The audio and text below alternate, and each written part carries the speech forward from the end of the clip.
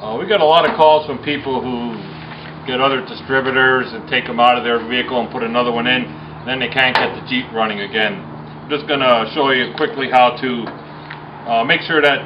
you get the distributor in and get the wires hooked up so you don't have to worry about being out of time with it. With these old Jeeps here, the distributors ran off the bottom of the oil pump. So if you take one distributor out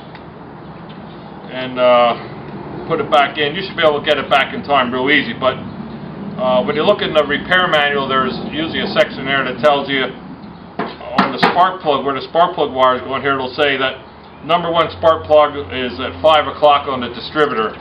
But now if somebody took the oil pump out somewhere along the line and didn't put it in exactly like it's supposed to be, and didn't put the gear lined up the way it's supposed to, that's going to knock the timing on the distributor off.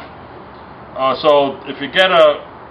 vehicle that has that problem and you can't find out where number one plug is on the distributor, start putting your spark plug wires on,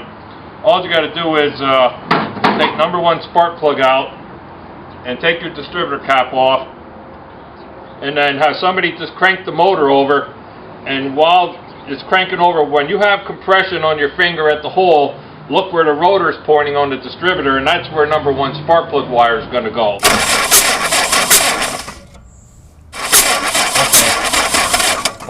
As you can see, if you could hear it, when you heard that noise there with the compression when my finger was over the hole, the rotor was pointing up about 11 o'clock. So this motor was apart, and the oil pump wasn't put in exactly how the book says to put it in, but it really don't make any difference. So when you go to put the wires back on this thing, number one spark plug where I had compression was up at 11 o'clock, and that's where number one spark plug wire is going to be. That would be this one. This is my number one wire, and when you put the cap on, that's where it ought to be. And then I put number one spark plug wire on here, 1 3 4 2 counterclockwise, so it'll be 1 3 4 2, and put them on counterclockwise. And then when you put the spark plug back in and hook it back up, and you just loosen the bolt here to turn your distributor and have somebody crank it over, you should be able to turn the distributor back and forth, and you should